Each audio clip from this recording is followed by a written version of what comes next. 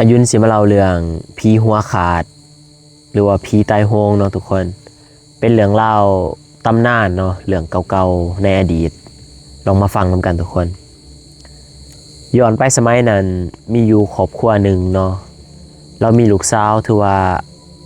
จบงามหน้าตาดีเนาะคนผิวบางห่างหน่อยผมยาวผิวขาวตากลมแล้วก็ได้มีหนุ่มต่างหมู่บ้านที่ว่าฐานะค่อนข้างดีแน่เนาะได้มาสู่คอเมื่อพ่อแม่เห็นว่าลูกเคยนี่กับฐานะดีเนาะคือสิเลี้ยงดูลูกสาวเจ้าของได้ตัวเองก็มีลูกสาวเดียวก็บ่ได้ใช้เวลาคบหาเบิ่งใจกันดนเนาะเมื่อเขามาสู่คอเห็นว่าเขามีเงินมีคำก็ยกลูกสาวให้เลยบัดนี้ทั้งลูกเคยกับเอาเมียไปอยู่นำเนาะเมียไปอยู่นำได้ประมาณหลังจากแต่งงานได้ประมาณ 2-3 อาทิตย์เนี่ยก็เมียก็ให้กลับมาเนาะคุมตาเขียวฟกส่ำตามเหนือตามโตนะบัดนี้พ่อแม่เห็นแบบนั้นก็ตกใจเนาะก็สอบถามลูกสาวว่าเป็นแนวใดไผทำหายมาเนาะก็เป็นคือพ่อแม่บ่อยากให้เกิดขึ้นแล้วเนาะนั่นก็คือถือผู้เป็นผัวแหละทำหายเนาะแบบเพิ่นมักดื่มเหล้าแล้วก็ตบตีด้วยความที่ว่าหึงหวงแน่เนาะเนี่ยไปบอกกับผู้ชายคนอื่นหรือผู้ชายคนอื่นมาแนมมายัง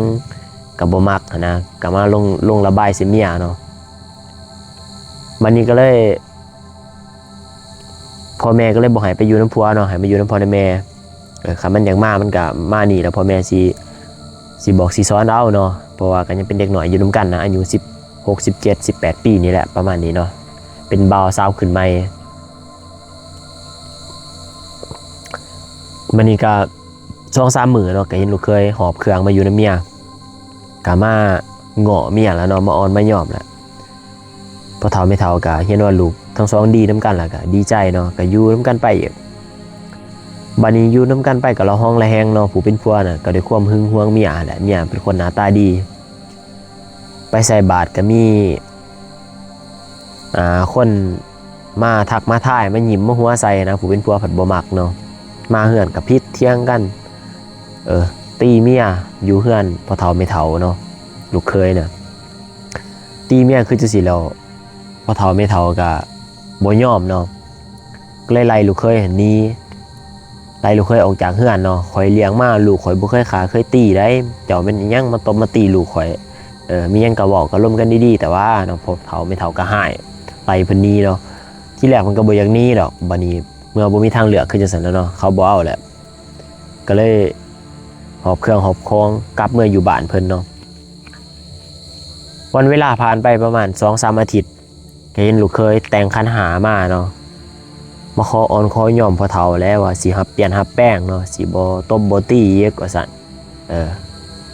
ให้ขอโอกาสนำพอเฒ่าไม่เฒ่าเนาะพอเฒ่าไม่เฒ่าเห็นแบบนั้นก็มันก็คือสินึก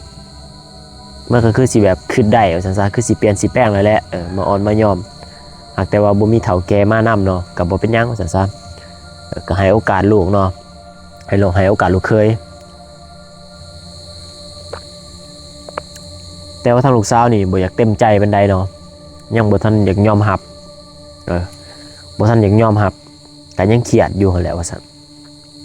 บัดนี้ในแต่ละมื้อเมียก็ไปหาเก็บผักหักนอเนาะเก็บผักหักนอมาเฮ็ดหน่อไม้สมอีหยังนี่แหละก็ไปกับแม่เนาะพอเฒ่าก็ไปเลี้ยงควายลูกเคยนี่ก็มาเฮือนก็บ่ได้นอนนำเมียได้พอเฒ่าไม่เฒ่านี่เอาลูกสาวนี่ไปนอนนำเนาะแล้วก็แยกให้ลูกเคยนี่นอนนอกต่างหากนอนคนละห้องนะลูกเคยก็เข้าใจเนาะเพราะว่าตัวเองก็เฮ็ดผิดมานะบัดนี้ตอนแรกของมื้อนึงเนาะเห็นลูกสาวนี่ย่างมาแล้วก็มีผู้บ่าวหรือผู้ชายในหมู่บ้านเนาะเขาหาบหน่อไม้มาส่งหาบมาฮอดหน้าบ้านเขาก็วางไว้เนาะเพราะว่าเห็นผัวนั่งตาเขียวแนมเบิ่งเนาะแบบว่าชาวบ้านเขาเห็นแม่ลูกผู้เพิ่นนี่ไปหาหน่อไม้แล้วหาบหน่อไม้มานะมันก็นักเนาะผ่านหมู่บ้านบัดนี้พวกชาวบ้านเขาเห็นผู้บ่าวจังผู้ชายที่เขาแอบมักหรือว่าเขาเห็นผู้หญิงต้นน้อยๆเนาะหาบนักเขาก็อีต้นนะครับก็ไปหาบซวยผู้เป็นผัวเห็นซะก็หึงหวงเนาะแต่ก็บอกบ่ได้เพราะว่าย่านบ่เฒ่าไม่เฒ่าสิไล่หนีอีกเด้เพราะตัวเองก็เฮ็ดผิดพลาดมาแล้วนะ ก็ได้แต่เก็บความแค้นนั้นไว้เนาะก็เป็นอยู่แบบนี้เรื่อยๆเรื่อยๆแล้วเมียนี่ก็ถามคำตอบคำเมียก็บ่อยากเว้านำอยากปากนำนะบัดนี้ผัวนี่ก็เลยเฮ็ดหยังบ่ได้คือจังซั่นแล้วเนาะก็แบบอยู่ด้วยความขับแค้นคือกันเนาะมีหยังก็เก็บไว้แล้วก็เป็นแบบนี้แทบทุกครั้งเนาะเวลาเมียไปตัดไม้ตัดฟืนก็สิมีหนุ่มๆคนในหมู่บ้านหาบมาส่งให้นะแบบว่าเขาแพงเขาเอ็นดูเนาะผู้หญิงตัวน้อยๆเฮ็ดเวียกหนักอะไรอย่างนั้นนะหาบเขาหาบน้ำไปตั้มก็สิมีคนไปตั้มเขาซวยเนาะตะกี้นี่ตั้มเขาคงมองเด้ปานนี้ก็ผัวเห็นคือจะสั่นแล้วก็ได้พ้นผ่าเนาะพ้นผ่าอีโตพ้นมือนะพ้นตั้งแต่เช้าพ้นจนว่าขาวจนว่ามันเขาไปแล้วพ้นแล้วก็ลูบคมเนาะพ้นแต่เช้าพอเฒ่าไปเลี้ยงควายเนาะกลับมาตอนมื้อแลงแล้วยังเห็นลูกเคยนั่งพ้นผ่าอยู่ปานนี้เมียก็มาทหารใหม่คือเก่ามื้อนั้นก็พอดีมีคนหามมาส่งคือเก่าแหละมาบัดนี้ผัวอดบ่ไหวเนาะก็ผิดเถียงกันกับเมียผิดเถียงกันหุนแห้งเลยแหละบัดนี้พ่อเฒ่าแม่เฒ่าก็เลยว่าให้ผู้จะปรับความเข้าใจกันซะว่าสิเอาแนวใดพ่อเฒ่าแม่เฒ่านี่สิไปกินข้าวเฮือนพี่น้องสิไปกินข้าวเฮือนพี่น้องก็คือเปิดโอกาสให้ลูก2คนนี่หันหน้าร่วมกันนะให้ปรับความเข้าใจกันบัดนี้ก็ด้นเติบแล้วเนาะพ่อเฒ่าแม่เฒ่าก็มาแต่กินข้าวยามหัวแรงนี่แหละยามหัวค่ำเนาะแต่เฮือนพี่น้องย่างมากก็เห็นเฮือนเป็นเงียบๆเนาะเห็นเฮือนเป็นเงียบๆบัดนี้ก็เลยเอิ้นถามเนาะเอิ้นชื่อลูกนะกับมิดเนาะเอิ้นชื่อลูกเคยกับมิดบัดนี้ก็ย่างหลอดกองกลางเฮือนเนาะก็พอดีมีหนามหย่อยลงมาใส่ถือบนแถวใบหน้าแถวยังเนี่ยมันหย่อยลงมาเนาะก็มันลูบเบิ่งแล้วไฟกระบองซองเบิ่งเนาะก็เห็นเป็นเลือดเนาะเลือดซองไฟไปเบิ่งก็เห็นหย่อยลงมาตามไปแปะเนาะเลือดหยอดปับพ่อแม่ก็ตกใจเนาะก็หีบขึ้นไปเบิ่งก็เห็นสภาพลูกสาวคือหัวขาดเนาะถูกตัดหัวขาดแยกออกจากกันเนาะเลือดหย่อยแดงเต็มไม่แปะเฮือนพ่อแม่ก็ห้องด้วยความตกใจเนาะห้องให้ด้วยความตกใจแบบนี้จนว่าซอกไปพุ่นละแม่ผู้เป็นแม่ก็ได้ซอกไปสลบไปพุ่นแล้วผู้เป็นพ่อเนี่ยก็ได้สติก็ไปบอกบอกน้องมาเบิ่งนำกันเนาะก็เลยว่าหีบเอาศพนั่นเนาะเอาไปฝังแต่ว่าลูกเคยน่ะจักหายไปทางใดแล้วบ่เห็นเนาะเครื่องคองก็บ่ยังแหละคือเราเพิ่นคือสิกลับบ้านเพิ่นไปแล้วนะบัดนี้ก็เอาศพไปฝังในคืนนั้นเลยเพราะเป็นผีตายโหงเด้แล้วก็บ่อยากให้เรื่องนี้มันซามันดังไปทั่วบ้านทั่วเมืองนะอยากฮู้ตะเอยตะน้องแล้วก็แล้วมันเป็นเรื่องที่รับบ่ได้เป็นเรื่องที่น่าอับอายเนาะบัดนี้ก็พ่อก็ไปนำเนาะกับเอื้อยกับน้องเลยแหละไปนำลูกเคยนะอยู่บ้านนะไปถามพ่อถามแม่เพิ่นก็บ่เห็นเนาะบ่ทันมาเฮือนว่าซั่นก็เฮ็ดหยังบ่ได้เนาะเฮ็ดหยังบ่ได้ตอนนั้น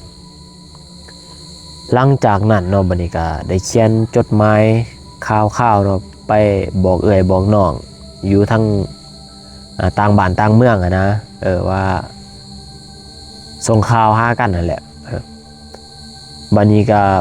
ตะกี้ก็เขียนจดหมายเนาะฝากไปทางไปรษณีย์อย่างนี้แหละเขาก็ฝากส่งกันไปเพื่อข่าวสิไปฮอดไปถึงกันก็ใช้เวลาหลายมื้อเนาะจนเอื้อยน้องนะครับหูได้เห็นจดหมายแล้วไผก็เสียอกเสียใจเนาะก็สิมาเยี่ยมมายามกันบัดนี้ก็มีญาติพี่น้องเนาะมีแม่ใหญ่แล้วก็มีลูกชายแล้วก็ลูกสะใภ้เนาะได้ขี่รถเมล์มาเนาะตะกี้เนี่ยรถใหม่เด้ขี่รถเมล์มาแล้วก็จอดทางเขาหมู่บ้านบัดรถเมล์น่ะกลับเลยเนาะเลยทางเขาหมู่บ้านนะจอดเลยไปก็ได้ย่างกลับมาคืนเนาะกลางคืนตอนนั้นย่างกลับมาบัดนี้มาฮอดแถวปราสาทเนาะมอแถวปราสาทได้ยินเสียงคนไห้เป็นเสียงผู้หญิงเนาะไห้โหยหวนไห้บัดนี้ก็เลยส่องไฟไปใส่ส่องไฟฉายไปใส่ก็เห็นเป็นร้านซาวเจ้าของอะไรเนาะยืนถือหัวหิวหัวเจ้าของนะไห้อยู่ข้างทางบนป่าเนาะไห้พอตะเห็นสันปับก็จือเลยว่าร้านซาวเจ้าของเนาะก็คือสิแบบว่าเพิ่นเห็นญาติพี่น้องเพิ่นนะเพิ่นดีอกดีใจเนาะเพิ่นเห็นญาติพี่น้องเพิ่นมาหาเพิ่นดีใจไห้บัดนี้พอตะว่าเห็นคือจะสันปับ ผู้เป็นลูกน่ะก็แล่นนอนหลากแม่แล้วในจุงแขนแม่เฒ่าๆนี่คนหนึงก็เจียแม่ใส่หลังแล่นหลบพุกหลบผาบเนาะ3คนพวกเพิ่นแล่นกลางค่ำกลางคืนทางจีนดินแดงเขานี่แหละแล่นแล้วเสียงนั่นก็ให้น้ำกรดมาเนาะเสียงนั่นนะเสียงผีหัวขาดนะให้น้ำกรดมาเพิ่นก็แล่นห้องโวกวากโวยวายแล้วบัดนี้เขาไปหอดบ้านเนาะมาก็เฮามาก็ฮ้อนจักสิว่าเฮาเห็นผีจักสิว่าเฮาตื่นคนแล้วเนาะแล่นอีลุงตุงนั่งมาหอบเครื่องหอบของมาบัดนี้ก็ไปหอดเฮือนพี่น้องเพิ่นนั่นแหละเฮือนพ่อเฮือนแม่ที่ว่าลูกสาวได้ตายนี่แหละไปก็ไปเล่าสู่กันฟังนะว่าถือพี่ล้อกว่าซั่นถือพี่ลูกสาวเจ้าหลอกเห็นแนวนั้นแนวนี้ก็เล่าสู่กันฟังพ่อแม่ก็ยินแนวนั้นก็แฮงตกใจเนาะได้ยินแต่ชาวบ้านเขาหลำเขาลือนะว่าถือพี่ลูกสาวหลอกเนาะพี่ลูกสาวนี่เหี้ยนหลอกบ่คือว่าสิหายแห้งปานนี้ว่าซั่นพี่น้องนำกันก็เจอคือจังแล้วตื่นตามาเช้าก็ไปใส่บาตรทำบุญให้เนาะไปใส่บาตรทำบุญให้กันบัดนี้20 บาทที่เขาผ่านไปผ่านมายามมื้อแลงเนาะปองงัวปองควายเขาคอกเมื่อเฮือนเมื่อซ่านนี่ได้ยินเสียงผู้หญิงไห้เนาะไห้โหยหวนยืนหิวหัวเพิ่นเนาะไห้ไผไปก็เห็นไผมาก็เห็นอันว่าเพิ่นมายืนรอคนนะบางคนก็ปล่อยกระดาบางคนก็สาบกระแสงเนาะมารอเขาเขาอยากในการใส่ชีวิตในการทำมาหากินเขาก็ปล่อยบางคนก็ทำบุญไปให้เนาะก็ลอกอยู่จังซั่นล่ะบัดนี้ก็ไปปรึกษากับครูบาอาจารย์เนาะเพิ่นก็เลยแนะนำว่าให้เอาศพลูกสาวนั่นให้ขุดขึ้นมาคืนเนาะแล้วก็ให้มาจูดมาเผาซะว่าซั่นเฮ็ดให้มันถูกตามฮีตของประเพณีเนาะบ่ให้เฮ็ดแบบนั้นจังว่าได้ไปขุดเอาศพนั้นขึ้นมาแล้วก็ไปจูดเนาะไปจูดไปเผา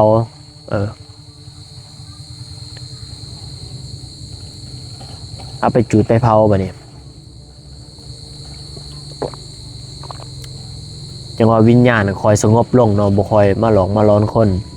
แต่ก็ยังมีอยู่ดอกครับกลางคืนแล้วก็บ่ค่อยมีไผอยากออกจากเฮือนเนาะย้อนว่ายันพบยันเจอแล้วหลายปีมาเนาะก็ได้ข่าวว่าลูกเคยนั่นก็ได้เป็นบ้าเนาะเป็นคนบ้าเสียสติไปเลยนะก็คือสิแบบว่าได้สดใสเวรกรรมที่เพิ่นได้กระทำไปเนาะทุกคนเรื่องเล่าก็สิเอาไว้สำนี้ก็เนาะเดี๋ยวจะสิมาเล่าต่อเรื่องต่อไปเลยทุกคนรู้สึกว่าค้างเฮือนจะมีการดื่มเหล้ากินเบียร์อีกแล้วเนาะเริ่มมีเสียงดังรบกวนแล้วอายุเราไปก็คือสิบ่มีสมาธิเราก็คือสิขัดติดๆเนาะเพราะมีแต่เสียงรบกวนรถขับผ่านไปมาอีกเดี๋ยวดึกๆกว่านี้อายุจะสิมาเล่าอีกเด้อทุกคนขออภัยเนาะมาฟังเรื่องเล่าร้อนๆประสบการณ์ที่เกิดขึ้นจริงของหมู่อายุเนาะย้อนไปประมาณ10 กว่าปีตอนนั้นหมู่อายุก็มีอายุประมาณ11-12 ปีนี่แหละแล้วช่วงนั้นเป็นช่วงที่ว่าได้สูญเสียปู่ของเราไปเนาะบัดนี้ย่าก็เลยต้องได้ว่าเป็นแม่ไม้เนาะอยู่คนเดียวลูกหลานก็บอกให้เราไปอยู่น้ำลูกน้ำหลานเนาะลูกหลานก็ไปอยู่ต่างบ้านต่างเมืองนี่แหละแต่เราก็บ่ยอมไปไสเนาะแล้วว่าคอยอยู่เฮือนหน้านี่แหละเพราะว่าเฮือนเราหั่นสิเป็นเฮือนใหม่ขนาดกลางเนาะตั้งอยู่กลางเถียงนาเนาะตั้งอยู่กลางทุ่งนาอ้อมหอบไปด้วยทุ่งนาแล้วก็มีแม่น้ำห้วยเนาะซ้ายน้ำห้วยข้างๆติดกับนาเราบางปีก็น้ำท่วมเนาะบางปีก็บ่ท่วมแล้ววิวด้านล่างจะติดกับภูเขาภูผาป่าดงใหญ่เนาะแล้วเฮือนหน้าของคนก็มีอยู่แต่ว่าสิมีอยู่ห่างๆกันเนาะตามเนื้อที่ของดินบัดนี้ลูกหลานก็อยากให้ไปอยู่นำลูกผู้นั้นผู้นี้เนาะแต่ว่าย่าเราบ่อยากไป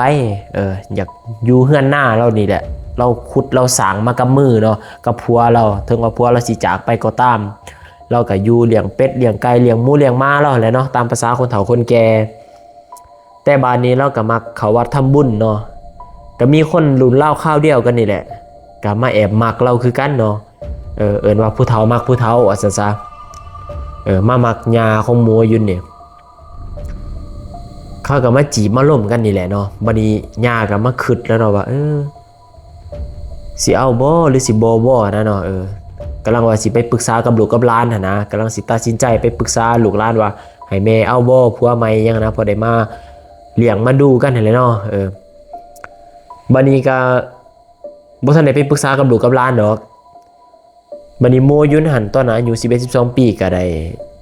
ย่าก็มักส่วนไปนอนน้ำเนาะไปอาศัยว่าอยู่เป็นหมู่อะไรเนาะบ่ให้เงาบ่ให้หยังกลางคืนนะ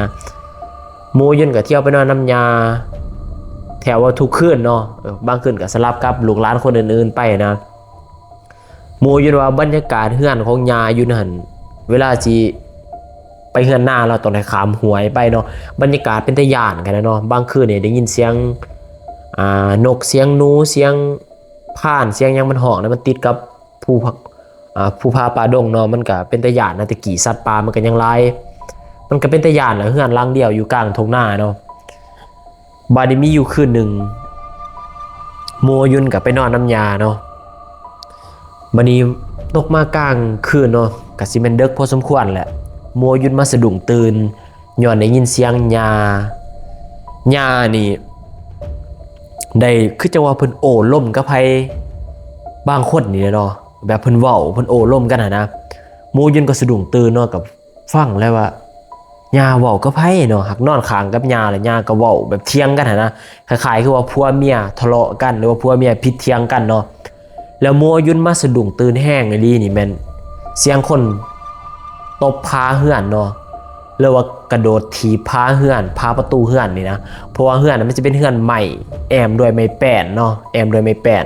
คือว่ามีคนนี่มากระโดดถีบพาเฮือนนี่เสียงดังตึงคือไม้แป้นมันสิลุนี่โมยุนว่าคือแปลว่ามีคนแลนมาแล้วก็กระโดดถีบพาเฮือนแล้วเอามือนี่ทุบซัดพาเฮือนนะดังอ้อมๆเฮือนเนาะต้มแต่ว่าญาของโมยุนนี่เพิ่นบ่ย่านเนาะแบบเพิ่นก็ห้องใส่แบบพิดเที่ยงกันนะแล้วได้ยินคือประมาณว่าพิดกับปูเนาะได้เที่ยงได้เอิ้นซื้อปูพิดกับปูยังแหละปล่อยด่ากันคือตอนเพิ่นยังมีชีวิตนะบัดนี้โมยุนก็ตกใจเนาะมันย่านนะเด็กหน่อยก็เลยถามญาว่าสกิปถามญาว่าญาเว้ากับไผญาก็บอกว่าบ่มีหยังดอกนอนหากแต่ว่าญานี่บ่มีท่าทีที่ว่าสิย่านเนาะแฮงมีเสียงดังญาแฮงห้องใส่กระถืบเพื่อนใส่คือกันนะบาดนี้ญาก็เลยว่าข้าสันจื้อได้แต่ว่าข้าสันกูสิป้ามึงอยู่นี่ผู้เดียวมึงเด้อว่าซั่นกูสิหนีจากมึงกูจะเอาผัวใหม่ญาบอกประมาณนี้แหละแล้วญากับปลุกให้มัวอยู่นั่นตื่นเนาะแล้วกับจุ้งแขนนี่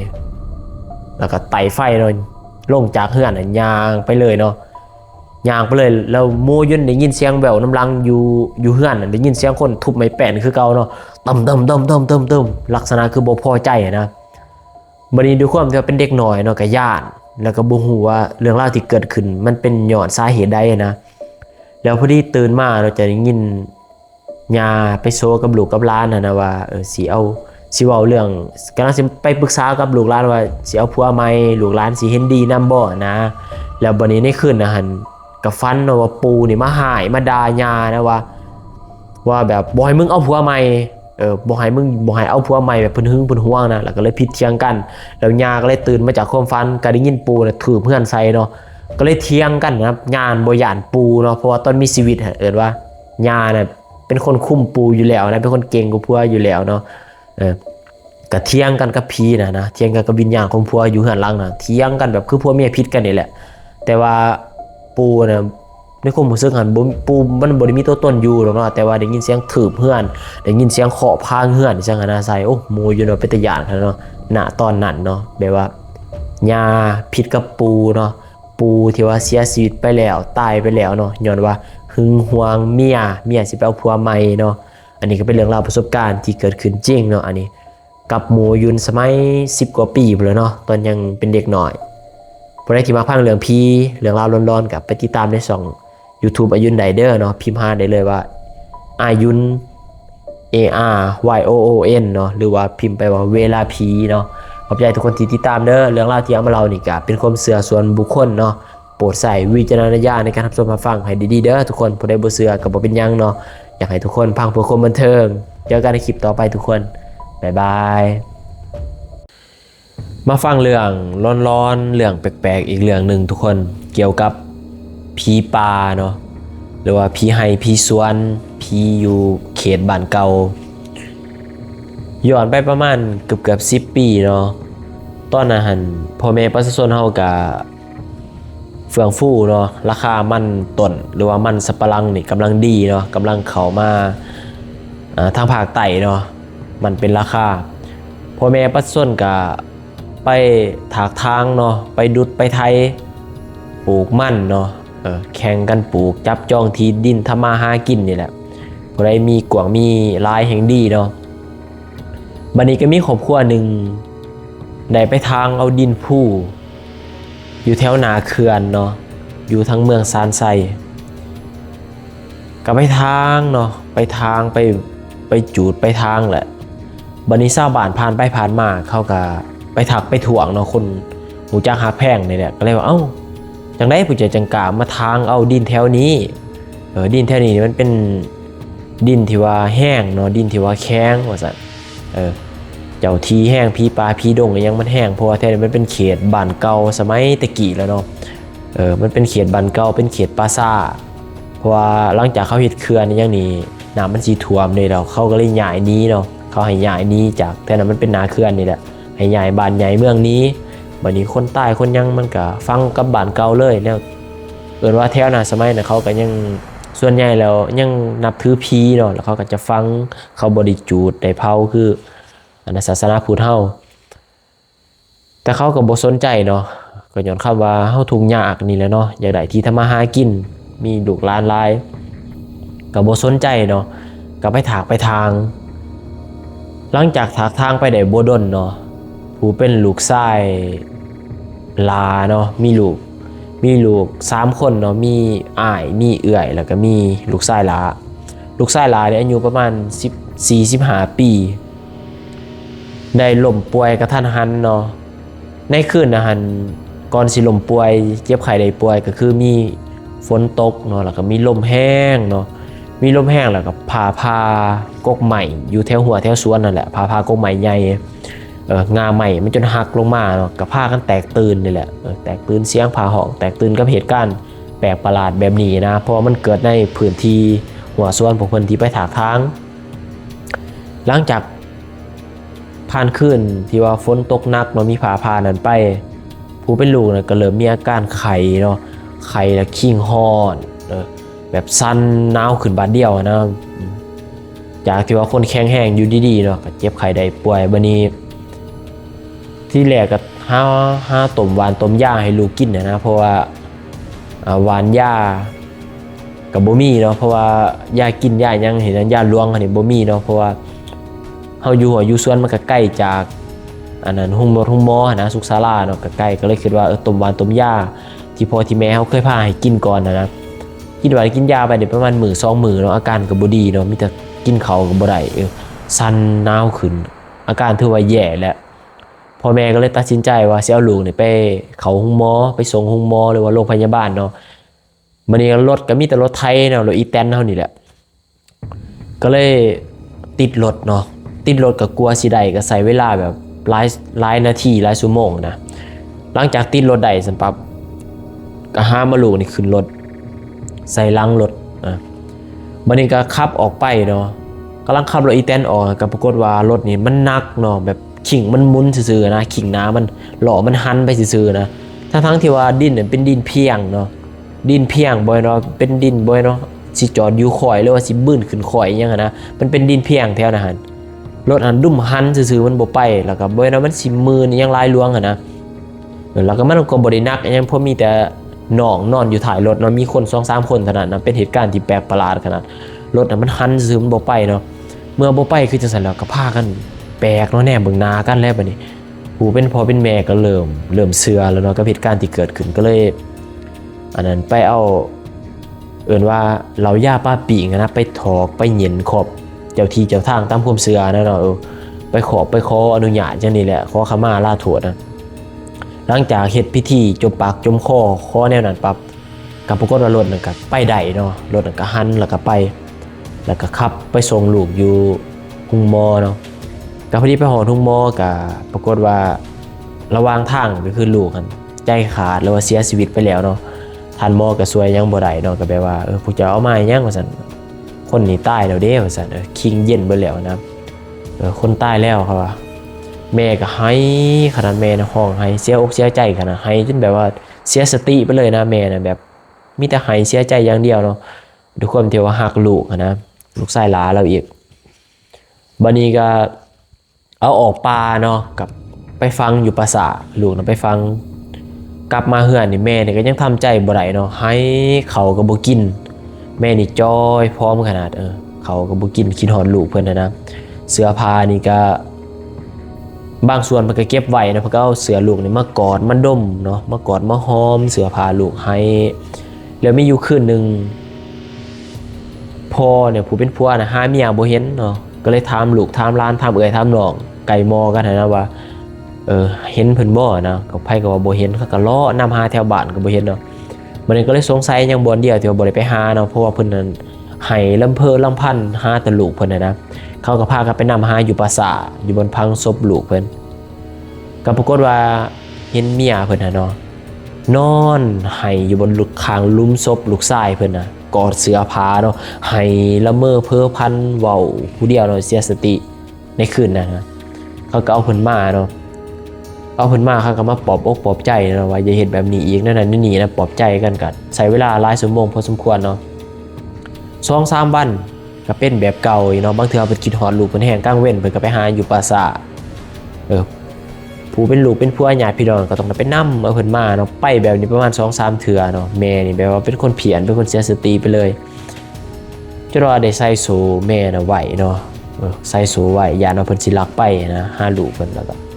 น้องก็มาอยู่เป็นหมู่เนาะปลอบใจกันก็ใช้เวลารักษาเยียวยากันหลายเดือนพอสมควรเนาะแม่จึงค่อยๆมีอาการดีขึ้นแล้วก็มาทบทวนเรื่องราวนะว่าเหตุการณ์ที่มันเกิดขึ้นกับครอบครัวนี่ไผก็บอกว่าญาติพี่น้องก็บอกตรงกันว่าเป็นย้อนพวกเจ้าไปถากไปทางเนาะไปบุกทำลายไปจูดไปเผาไปตัดต้นไม้ใหญ่แถวเขตที่ว่าอันน่ะเจ้าที่แห้งเนาะมีผีป่ามีหยังนะบ่อนที่ชาวบ้านเขาฮู้อยู่แล้วว่าบ่อนนี้มันแห้งมันแข็งเนาะถึงว่าสิทำเลดีก็ยาเนาะแท้มันสิเป็นแบบเพียงๆติดกับแคมป์น้ำเขื่อนเขาอย่างนะแบบอากาศดีปลูกมันก็ต้องเป็นงามเนาะแท้นะแต่ว่าเขาหันบ่ปลูกเนาะไผก็ก้ายไปเลยนะไปปลูกบนอื่นแต่ว่าพวกเพิ่นเนี่ยอยากได้บ่อนที่ว่ามันสะดวกสบายอย่างไปทางเอาบ่เชื่อบ่ย่านนะแล้วสุดท้ายก็ได้สูญเสียลูกชายเพิ่นไปเนาะทั้งที่ว่าลูกชายเนี่ยบ่ได้มีอาการเจ็บไข้ได้ป่วยนะก่อนหน้านี้เนาะแล้วก็เกิดเหตุการณ์แปลกๆเหตุการณ์ร้อนๆทุกคนคิดว่าเรื่องราวนี้เกิดจากอาถรรพ์ของเจ้าที่เจ้าทางแถวนั้นบ่หรือว่าเกิดจากยังเนาะหรือว่าเป็นเรื่องโรคภัยไข้เจ็บบ่ยังก็ลองคอมเมนต์แลกเปลี่ยนกันได้เด้อทุกคนเนาะอันนี้ก็เป็นอีกเรื่องนึงที่อายุนอยากจะมาเล่าให้ทุกคนได้ฟังนำกันเนาะขอบใจที่ติดตามเด้อทุกคนเชื่อเรื่องอาถรรพ์วันศีลบ่วันศีลดับ15ค่ำถ้าเป็นภาษาไทยก็น่าจะวันพระวันโกนนี่เนาะถ้าอายุนว่าผิดก็ขออภัยเด้อเป็นหยังเขาจึงห้ามว่าห้ามไปทำงานเนาะห้ามออกจากเฮือนหรือว่าห้ามไปเฮ็ดเวียกงานที่ว่ามันเสี่ยงเนาะขับรถขับล้านบ่ตัดไม้เข้าป่าเข้าดงอีหยังหั่นนะหรือว่าจกเงินก่อนใหญ่ไปซื้อไปจ่ายเนาะหรือว่าบางคนเขาเจ้าถือก็บ่เปิดร้านขายเครื่องวันศีลเนาะโดยเฉพาะเป็นคนเวียดคนจีนผู้ที่เขาเจ้าเชื่อนับถือนะวันศีลนี่มันเขาจะปิดร้านเนาะเช่นเดียวกับเรื่องที่ยุนจะมาเล่านี่เนาะเป็นเรื่องราวแปลกๆทุกคนเกิดขึ้นกับอายุนเองเนาะประสบการณ์ตรงเลยหลายเรื่องนี้ย้อนไปประมาณ2 ปีหลังนี่เนาะล่าสุดนี้เลยตอนนั้นหันมีนายหนาคนลาวนี่แหละติดต่อมาทางนาบาวอายุนเนาะเพราะว่านาบาวหันมีรถไถคูโบต้าหรือว่ารถไถใหญ่เนาะที่ว่าเขาใส่ไถสวนปลูกมันสับปะหลังอันนั้นปลูกอ้อยปลูกหยังนั่นแหละก็มีคนติดต่อมาเนาะเสนอราคามาว่าให้ไปแก้ไม้เนาะไม้ซักต้นไม้ซักออกจากสวนเขาเนาะแก้มาระยะแก้ก็ประมาณ100 เมตรหรือ200 เมตรนี่แหละแต่ว่าทางมันก็จะเป็นทางยากแน่เนาะเพราะมันอยู่ในป่าเด้แกออกจากสวนมาไว้ทางดีๆที่ว่ารถซะแล้วรถลากรถคนเขามาคนเอาไปได้นะ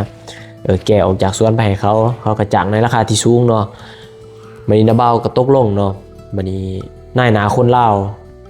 แต่ว่าเวียงงานเนี่ยมันเป็นเวียงงานของคนเวียดเนาะเขาจะไปเมาสวนต้นไม้ซักนะเขาไปประเมินเขาเสือเบิดสวน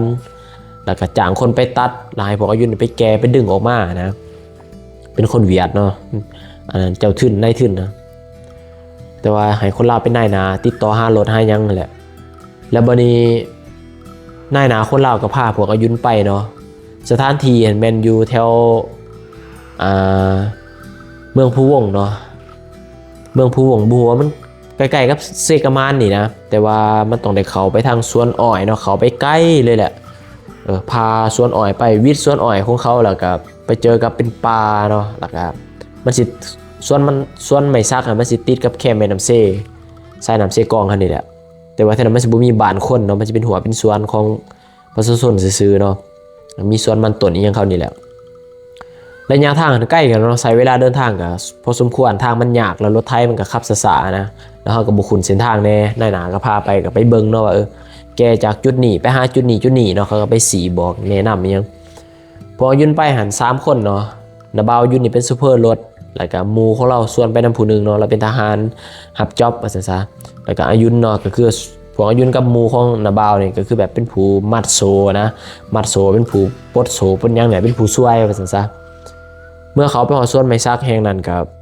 ก็เริ่มงานเนาะเริ่มงานปกติเลยนาบ่าวก็เลยเคลียร์ทางเนาะบอนสิแกอันนั้นออกมานะแกใหม่ออกมาเคลียร์ทางเนาะดุดตั้มแป้งทางออกไปแล้ววันนี้ระหว่างที่เราดุดแป้งทางเนาะเราจะว่าเราตั้มต่อใหม่แล้วเราก็ถอยหลังกับพอดีมีใหม่นี่นะสำแคนนี่ยาวประมาณเมตรปลายหรือ2 เมตรนี่แหละเนาะแปลว่าเฮาดุดอะไรมันบ่ขาดนะมันมืนไปกับดินซื่อๆแบบเวลาเฮาถอยแล้วมันก็สีขึ้นจังว่ากับรถถอยกับพอดีใหม่มันไปเสียบมันไปแทงกับใบพัดเนาะใบพัดรถไทยฮะซึ่งว่าตั้งแต่นาบ่าวขับรถมา10 ปลายปีเราบ่เคยเจอเหตุการณ์แบบนี้นะแบบมันมีเปอร์เซ็นต์น้อยที่สุดที่ว่าใหม่มันสิไปทางใส่ทะลุทางจักรนะมันสิไปแทงใส่ใบพัดมีเปอร์เซ็นต์น้อยที่สุดเนาะแต่มันเกิดขึ้นได้ก็นี่ก็เป็นเรื่องแปลกเนาะแต่ก็บ่ได้ใส่ใจหลายเรื่องเนาะคือมันเป็นอุบัติเหตุธรรมดานะเพียงแต่ว่ามันมีเปอร์เซ็นต์น้อยที่มันจะเกิดขึ้นได้นะเมื่อใบพัดมันแตกแล้วก็ทำงานต่อบ่ได้เนาะเพราะว่าจักรรถมันจะห่อนไวเด้ก็เลยพากันหม่างเนาะหม่างออกมาแล้วก็ได้ไปซื้ออะไรบัดนี้อะไรก็ต้องได้ไปซื้ออยู่พุ่นแหละออกไปทางเมืองเก่าพุ่นเนาะไปซื้ออยู่ห้างที่ว่ามันมีหรือว่าศูนย์คูโบตะอย่างนั้นนะมันมีอยู่เมืองเก่ากับอยู่อันนั้นอยู่สามัคคีอยู่บ้านทาฮีนน่ะแต่ว่าไปทางเมืองเก่ามันสิมอกว่าแล้วราคาก็ถือกันนะบ่าวคือเราเคยไปเอาเราก็เลยบอกอายุนให้เผารถเนาะให้เฝ้ารถไว้แล้วก็เราสิไปกับหมู่เราก็ขับรถจักรที่ว่าพวกอายุนขับมานำเนาะแล้วก็ขับรถจักรรถมอเตอร์ไซค์แหละครับออกจากสวนไปเนาะอายุนต้องทำใจแล้วว่าต้องใช้เวลาอย่างน้อยก็ประมาณ3 ชั่วโมงเนาะเพื่อไปกลับอายุนก็นั่งถ่ารถเนาะนั่งถ่าอยู่เทิงรถแหละนั่งแล้วก็นอนแล้วเนาะเมื่อยนั่งเมื่อยนอนแหละสัญญาณก็บ่มีเนาะโทรศัพท์ซิลินนี่ก็มีอยู่แต่ว่ามันบ่มีสัญญาณเน็ตนะก็บ่ฮู้ซิลินเนาะก็นั่งลินแท่นั้นล่ะนั่งไปนั่งมาเนาะหิวข้าวอายุนกับไปดังไพ่เนาะซื้อสินหมูไปนะกับปิ่งสินหมูแล้วก็นั่งกินข้าวคนเดียวเนาะเมื่อยนั่งเมื่อยนอนล่ะส่วนนั้นเวลากับเราไปประมาณตั้งแต่1 โมงเนี่ยจนประมาณ3 โมง4 โมงจนสิค่ำแล้วก็บ่เห็นละมาอายุนก็เริ่มย้านแล้วเนาะเพราะว่ามันบ่มีบ้านคนเด้มีแต่ป่าเนาะเฮาอยู่กลางป่าซั่นซะอายุนก็เริ่มขึ้นย้านระหว่างที่อายุนเงานอนอยู่นะแบบนั่งแล้วก็หลับไปเลยนะอยู่เทิงรถครับอายุนได้ยินเสียงคนยางอายุนก็ตกใจเนาะก็หันไปเบิ่งก็พอดีเห็น2 แม่ลูกเนาะก็คือแบบชาวบ้านนี่แหละแม่ถือเสียมลูกถือกระตาเนาะกระตาใหม่นี่แหละลูกชายอายุประมาณ10 ปลายปีนี่แหละยืนห่างจากอายุนประมาณ3-40 เมตรนี่แหละแนมออกมาจากป่าเนาะอายุนก็แนมเบิ่งเขาก็แนมเบิ่งอายุนเนาะแบบเพิ่นยืนเบิ่งนะก็สิประมาณเนาะมันมาเห็นอย่างแถวนี้นะเขาก็สิเบิ่งประมาณนี้แหละอายุนก็คือชาวบ้านคือสิมาหาขุดจีรอจีน่ายหรือว่าขุดเผือกขุดมันหาอยู่หากินนะหาหน่อไม้ยังอายุก็ขึ้นแบบนั้นนะก็แนมเบิ่งเขาเนาะก็บ่ได้สนใจก็อุ่นใจอย่างน้อยก็ยังมีชาวบ้านมาทำมาหากินแถวนี้นะบัดนี้หลังจากนั้นเนาะประมาณ5 โมงเย็นเห็นนาบ่าวอายุนมาเนาะมาก็ด้วยความมึนเมานี่แหละเพิ่นว่าก่อนสิมาเพิ่นก็เลยแวเนาะแวแบบแวกินปิ่งมา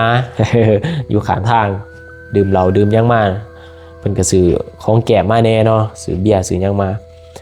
วันนี้ก็เลยว่าจังได้ก็ยาเราต้องได้ทำงานกลางคืนเลยมันจังเย็นเพิ่นว่าลุยงานกลางคืนเลยเพราะว่าเฮาก็มีเวียกที่ว่าต้องได้ไปไทยหัวไทยสวนคนอื่นอีกนะคิวยาวๆก็เลยว่าต้องเล็งเวียกก็พากันหม่างเนาะหม่างวันนี้คนมึนเมาเนาะกับใส่บ่ถูกปานนี้ใส่ปีนกลับนะแบบคล้ายๆคือใบพัดลมเฮาเนี่ยแต่ว่าเฮาใส่ผิดด้านเนาะไปใส่ปีนกลับบัดนี้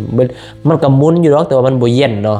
ใบพัดมันบ่เย็นก็เลยหม่างแล้วก็ปีนกลับคืนอีก จังหวะใดเนาะโอ้เนาะจนพากันเมื่อยนะมางเขามางออกครับวันนี้แล้วก็ประมาณ7 โมง 8 โมงเนาะจังได๋เฮ็ดเวียกกลางคืนเลยบัดนี้ก็ไต่ไฟเฮ็ดวันนี้อายุนหันขอเป็นคนปลดโซเนาะปลดโซคือไปยืนทาอยู่บนไม้ที่ว่าเอาไปกองไว้ส่วนหมู่คนน่ะบ่าวอายุนนี่ก็คือขึ้นรถไปนำทุกครั้งเนาะแบบว่าไปหอดปั๊บแล้วก็เอาโซไปเกี่ยวมัดใส่กับกงไม้ซักนะไปมัดใส่กับคอนไม้ซักเนาะประมาณทอน2 ทอนแล้วเขาก็ดึงออกมาอายุนกับไปถ่ายอยู่บนปลดหมู่ของบ่าวเนี่ยก็คือเป็นคนมัดโซเนาะอยู่จุดนี้อายุนไปอยู่จุดที่ว่าบนปลดโซนะแล้วบ่าวอายุนก็ขับรถลากออกมาเนาะอายุนก็เป็นคนปลดอยู่คนเดียวอายุนก็รู้สึกย่านเนาะเพราะว่าอยู่บนอายุนอยู่มันสิมีกกหมากบกใหญ่2-3 กกเนาะรู้สึกย่านกันมันใหญ่มันเย็นนะอากาศกลางคืนเฮาก็รู้สึกย่านแล้วบัดนี้ก็ได้ยินเสียงกอกๆแกกๆเนาะก็สิเป็นเสียงสัตว์เสียงนกเสียงนูหรือว่าเสียงกิ่งไม้ใบหญ้าตกนะแต่ว่าอายุนหันย่านเนาะก็เลยบอกกันนะบ่าวขอไปนำว่าซั่นนะบ่าวขับรถมาปั๊บอายุนปลดโซกระโดดขึ้นรถเนาะก็ไปแก่น้ำกันมากกระโดดขึ้นรถทุกครั้งนะบัดนี้ระหว่างที่แก่ใหม่ออกมาเนาะอยู่บนจุดอาหารยังเหลือใหม่2 ทอนสุดท้ายนะก็ต้องได้ไปแก่จุดอื่นนะบัดนี้ใหม่มันไปงัดเนาะมันไปงัดกับกกใหม่ซักคือกันแล้วกับต่อใหม่มันเป็นงัดแล้วมันดึงบ่ไปนะคันดึงต่อใหม่ฮักมันสิเสียหายก็เลยว่าลงไปเบิ่งนะว่าแบบว่าไปหน้าหรือถอยหลังไปบอกโชเฟอร์รถนะก็ถือไฟฉายแล้วกับหมู่ของเราบัดนี้ระบ่าวยุ่นก็ดึงเนาะดึงบัดนี้ใหม่มันหลุดมันดีดใหม่ซักน่ะมันดีดมาเนาะกกใหม่ก็สิซ้ำเซาเฮือนพี่แล้วกกใหม่นะก็สิหนาซ้ำพี่เนาะหนาใหญ่ก็มีหนาน้อยก็มีมันดีดบัดนี้มันดีดมาหั่นใครแต่ว่าอายุนกับหมู่ระบ่าวอายุนหั่นกระโดดเนาะกระโดดลีกโดนวิดเลยนะคล้ายๆคือเขาเต้นย่างนะโดนวิดโดนลีกวิดเลยคันโดนโบวิดหันหนาแข้งนี่ขานี่หักเลยแห้งดีดของรถดึงเนาะมันดึงมันนี่ใหม่มันดีดมานะพังตัวมันไปถืออยู่บนตั้งมันมีทังกระแจรถนะใหม่มันประดีถือกันทังกระแจผงก็จุ้ยกระจายเลยเนาะสะสายยังใหญ่ถีบพอยืนกันเบาจะพากันหนาร้อนเนาะไพ่ก็ตกใจเนาะคันถือคนเนี่ยเป็น2 คนที่ว่ายืนอยู่ตั้งคางกันขาหักแน่นอนเนาะมีไพลอตนะจากสิเป็นแนวใดกับบุหูและสภาพใครแต่ว่าโดดวิดบน2 คนมีสตินะได้ยินมันลั่นเก้ามาปั๊บพากันโดดวิด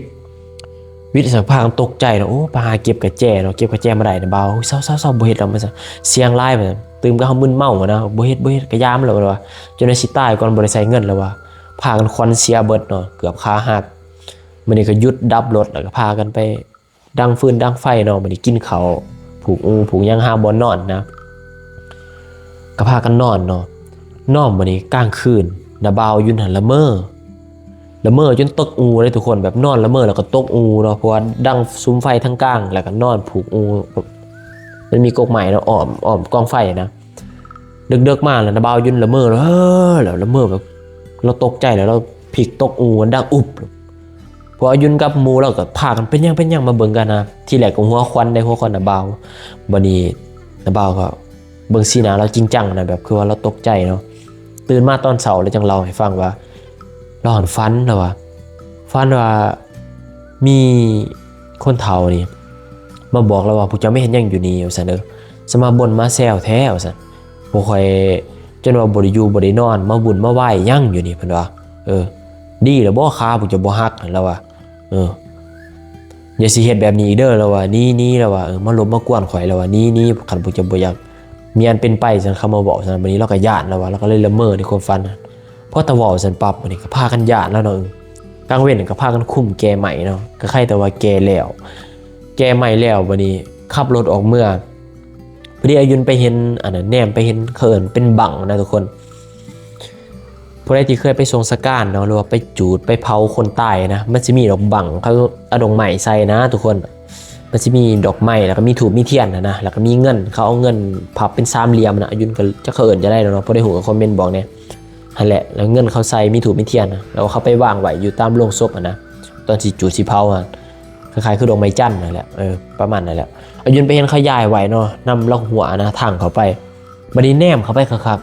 ๆกับปรากฏว่าเห็นเป็นลุมศพเนาะเป็นถาดเป็นยังนะโอ้ยก็เลยหัวแถวบนอายุนอยู่เป็นเขตปราสาทเก่า มาแนบเบิ่งหน้ากันว่าโอ้ยอยู่บนเขาไปเฮ็ดมันภาษาเก่าเด้อว่าซั่นเป็นเขตภาษาเขานะเป็นดินดอนภาษาเขาว่าซั่นแบบว่าโอ้เนาะเป็นตะยานนะว่าซั่นเป็นสวนเป็นป่าแต่เป็นเขตภาษาเก่าเขาตะกี้เขาว่าแท้นั้นมันสิเป็นหน้าคนมันสิเป็นบ้านคนแล้วบัดนี้คนเวียดเขาไปสื่อเอานะแล้วเขาก็ดุดทางออกเบิดเนาะหัวสวนของพ่อแม่ประชาชนแล้วเขาก็มาปลูกเป็นสวนอ้อยประชาชนก็เลยย้ายอพยพไปอยู่อีกฝากเซ่ฝากหนึ่งอะนะแล้วท่านั้นมันก็เลยเป็นเขตบ้านเก่าเขาเนาะบนพวกอายุนไปอยู่แล้วบนอายุนเป็นดุดน่ะก็คือเป็นถ่ายหมู่บ้านที่ว่าเขาเป็นภาษาเก่านะแต่พวกค้าไปพวกอายุนบริสังเกตเนาะบ่ฮู้นะตอนออกมาแล้วโอ้แล้วมาฮู้อยู่ว่าคืนที่พออายุนเฮ็ดเวียกก็เป็นคืนวันศีลเป็นคืนวันศีลดับ15ค่ำเนาะเฉพาะเขาจังว่าบ่อยเฮ็ดเวียกวันศีลน่ะนะรถบ่เคยสอบ่เคยเพก็มาเพเนาะใบพัดแตกอันนี้ก็แปลกแล้วยุนไปเห็นคนแม่ลูกกันบัดนี้มาคิดได้ว่าเขาเห็นหันที่จริงแล้วเป็นคนบุรุพีเนาะอายุนกับย่านอีกแล้วในเที่ยงคืนในตอนนั้นอายุนรู้สึกย่านตลอดแล้วคือว่ามีคนแนมมีคนเบิ่งเฮานะในความรู้สึกที่แรกอายุนคิดไปเองเนาะแต่พอโมโหว่าไปเฮ็ดเวียกในคืนวันศีลแถมยังไปแก่ใหม่หลากใหม่ตอนกลางคืนแถวปราสาทอีกนะในเขตปราสาทโอ้ยเฉพาะว่าเขาสังเกตเป็นเจออาถรรพ์แล้วอายุนคิดว่าเนาะ